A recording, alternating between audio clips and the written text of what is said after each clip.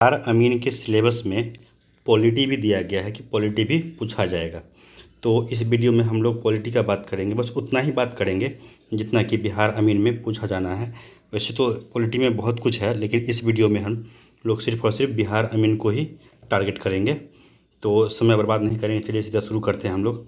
तो हमारा जो संविधान है, इस संविधान का जो निर्माण किया गया था वो किया गया था कॉन्स्टिट्यूएंट असेंबली के द्वारा। तो ये कॉन्स्टिट्यूएंट असेंबली कैसे कैसे बना, पहले ये हम लोग देख लेते हैं। देखिए, इसका जो सबसे पहली बार कॉन्स्टिट्यूएंट असेंबली से संविधान सभा भी कहा गया है, इसका जो पहला डिमांड किया गया था ये बाल गंगाधर तिलक के द्वारा किया गया था 1895 में। लेकिन ये डिमांड ओरली था। पहली बार जो डिमांड किया गया लिखित रूप से ऑफिशियल डिमांड जो किया गया वो 1934 में किया गया एम.एन. रॉय के द्वारा, और 1936 में यह डिमांड पंडित जवाहरलाल नेहरू के द्वारा किया गया, और 1940 में जब अगस्त ऑफर दिया गया अंग्रेज़ों के द्वारा, इसमें इस डिमांड को एक्सेप्ट किया गया। लेकिन इस एक्सेप्टेंस में जो अंग्रेज़ों का टर्म्स कंडीशन ऐसा था जिसके कारण कांग्रेस ने इसको रिजेक्ट कर दिया, और इसको नेहरू जी ने कहा, ये बहुत इंपॉर्टेंट है, बार बार पूछा जाता है कि अगस्त ऑफर को नेहरू ने क्या कहा था। तो अगस्त ऑफर को नेहरू ने कहा था जंग लगी कील है, और इसी के बाद इन्होंने नेहरू जी ने इंडिविजुअल सत्याग्रह, जिसको हिंदी में व्यक्तिगत सत्याग्रह कहते हैं, वो शुरू किया, और इसके बाद फिर विनोबा भावे ने भी यह व्यक्तिगत सत्याग्रह शुरू किया।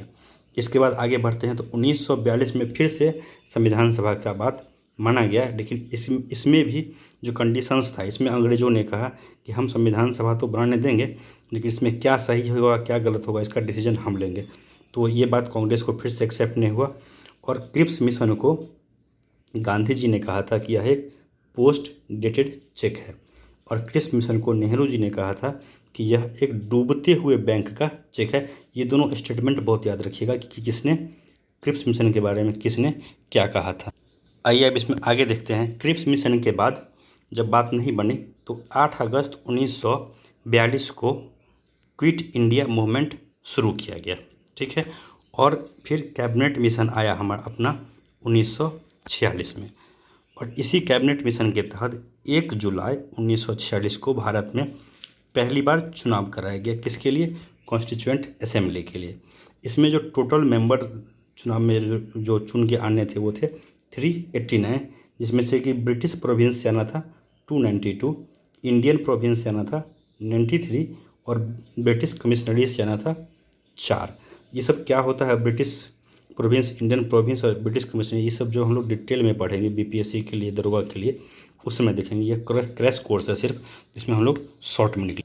अब देखिए, ये जो 389 सीट था, इसमें से चुनाव हुआ सिर्फ 296 सीट पे, और 93 सीट जो था, जो कि इंडियन प्रोविंस का था, उससे लोग नॉमिनेट होके आए।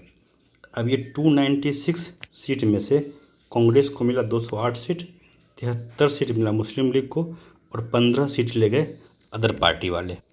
इसके बाद देखिए, 2 सितंबर 1946 को पहली बार इंटरिम गवर्नमेंट बनाया गया भारत में, और इस गवर्नमेंट का जो फर्स्ट मीटिंग हुआ यह हुआ 9 अगस्त 1946 को, जिसके प्रेसिडेंट बनाए गए सच्चिदानंद सिन्हा। आपसे पूछा भी जाता है संविधान सभा के प्रथम सदस्य कौन थे, तो सच्चिदानंद सिन्हा, और अगर पूछा जाएगा प्रथम स्थायी सदस्य कौन थे, तो वो बने राजेंद्र प्रसाद। तो सेकेंड मीटिंग फिर इसका हुआ 11 दिसंबर 1946 को, जिसमें चेयरमैन चुने गए डॉक्टर राजेंद्र प्रसाद, और वाइस चेयरमैन चुने गए H.C. मुखर्जी, और एडवाइज़र बने इसमें B.N. राव। इसमें इसका थर्ड मीटिंग हुआ 13 दिसंबर 1946 को। इसमें नेहरू जी ने जो ऑब्जेक्टिव रिजोल्यूशन था उसको पेश किया, और इस ऑब्जेक्टिव रिजोल्यूशन को सोल ऑफ कॉन्स्टिट्यूशन, संविधान का आत्मा कहा गया है। इसके बाद जो इम्पोर्टेंट इवेंट हुआ 20 फरवरी 1947 को भारत की स्वतंत्रता की घोषणा कर दी गई, और ये किया गया ब्रिटेन के प्रधानमंत्री क्लीमेंट एटली जी के द्वारा, और यह कहा गया, डेडलाइन रखा गया कि 30 जून 1947 तक हम भारत को आज़ाद कर देंगे, लेकिन ऐसा हो नहीं पाया।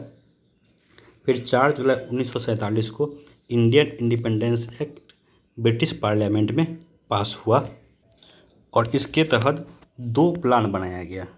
एक प्लान बनाया गया माउंटबेटन प्लान, और एक प्लान को हम लोग बोलते हैं डिकी वर्ल्ड प्लान। ये बहुत ज़्यादा एग्जाम में पूछा जाता है। तो माउंटबेटन प्लान के तहत इंडिया को डिवाइड करके इंडिया और पाकिस्तान बनाया गया, और डिकी वर्ल्ड प्लान के तहत जो 389 सीट थे इसको इंडिया और पाकिस्तान में डिवाइड किया गया, जिसमें से कि 299 सीट इंडिया में आया और 90 सीट चला गया हमारा पाकिस्तान में। अब देखिए, जब इंडिया पाकिस्तान अलग अलग देश बन गया, देश आज़ाद भी हो गया 15 अगस्त को, उसके बाद 29 अगस्त 1947 को एक ड्राफ्टिंग कमेटी बनाई गई संविधान बनाने के लिए।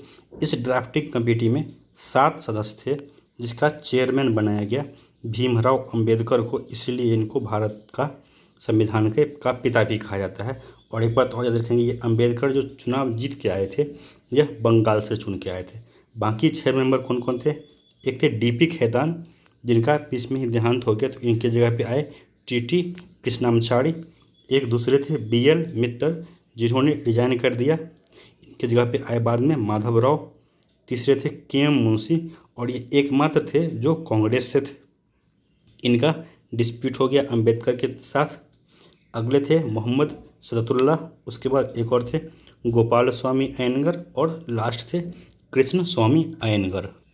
इसके बाद देखिए, हमारा संविधान जो है पूरा कंप्लीट हो गया बनके 2 साल 11 महीना और 18 दिन में। इसमें 114 दिन का डिस्कशन हुआ, जिसमें कि 166 सेशंस चले, और इसमें टोटल जो खर्च आया संविधान बनाने में वो आया 64 लाख का। अब देखिए, हमारा संविधान 26 नवंबर 1949 को कंप्लीट हो गया था, और इसको 26 जनवरी 1950 को इम्प्लीमेंट किया गया। यह डेट इसलिए चुना गया क्योंकि 26 जनवरी 1930 को कंप्लीट स्वराज का डिमांड किया गया था कांग्रेस पार्टी के द्वारा। ये जो हमारा संविधान बन के तैयार हुआ, तो जो ओल्ड संविधान जो था हमारा, जो बेसिक संविधान जो तब लागू किया गया था 1950 में, और जो अभी का जो संविधान है इसमें कुछ परिवर्तन है। तो जो पुराना संविधान था उसमें जो प्रेम्बल था वो एक था, और अभी भी एक ही है। शेड्यूल 8 था, बढ़ के 14 हो गया है। उसमें पार्ट 22 थे, अब बढ़ के 26 हो गए हैं। आर्टिकल 395 था, जो अब बढ़ के 450 से ज़्यादा हो गया है। अमेंडमेंट एक भी नहीं था, ये 103 अब तो बढ़ के 104 हो गया है। इसको 104 कर लीजिएगा, अभी नया अमेंडमेंट हुआ है तो ये 104 हो गया है। अब देखते हैं हमारा जो प्रेम्बल है, इसमें बहुत सारा इम्पोर्टेंट शब्द है। इससे पूछा जाता है कि हमारे प्रेम्बल में, प्रस्तावना में कौन सा शब्द है। देखिए, इसमें जो शब्द है सोवेरियन है, सोशलिस्ट है, सेकुलर है, डेमोक्रेटिक है और रिपब्लिक है। ये रिपब्लिक शब्द जो लिया गया है ये फ्रांस से लिया गया है। उसका जस्टिस शब्द लिया गया है रशियन रिवॉल्यूशन से। लिबर्टी, इक्वलिटी और फ्रेटर्निटी यह लिया गया है फ्रेंच रिवॉल्यूशन से। हमारे संविधान में जो शेड्यूल है वो पहले तो 8 था, अब 12 हो गया है। तो देखते हैं किस शेड्यूल में क्या दिया गया है, क्योंकि शेड्यूल देख के उसमें क्या दिया गया है या फिर क्या दिया गया है और वो किस शेड्यूल में है, ये बहुत बार पूछा गया है। तो जो शेड्यूल फर्स्ट है उसमें हमारा दिया गया है नेम ऑफ स्टेट यूटी और उसका एरिया कहाँ से कहाँ तक है। दूसरे शेड्यूल में दिया गया है सैलरी और अलाउंसेस, मतलब जो हमारे प्रेसिडेंट हैं या फिर जो सीएजी हैं और जो भी ऑफिसर होते हैं गवर्नमेंट के, उनका सैलरी और अलाउंस कितना होगा और कौन देगा, इसके बारे में कहा गया शेड्यूल 2 में। शेड्यूल 3 में बोला गया ओथ के बारे में, किसको कौन सा पद दिलाएगा, राष्ट्रपति को कौन सा पद दिलाएगा, प्रधानमंत्री को कौन सा पद दिलाएगा, स्पीकर को कौन सा पद दिलाएगा। ये सारा बात कहाँ कहा गया शेड्यूल 3 में।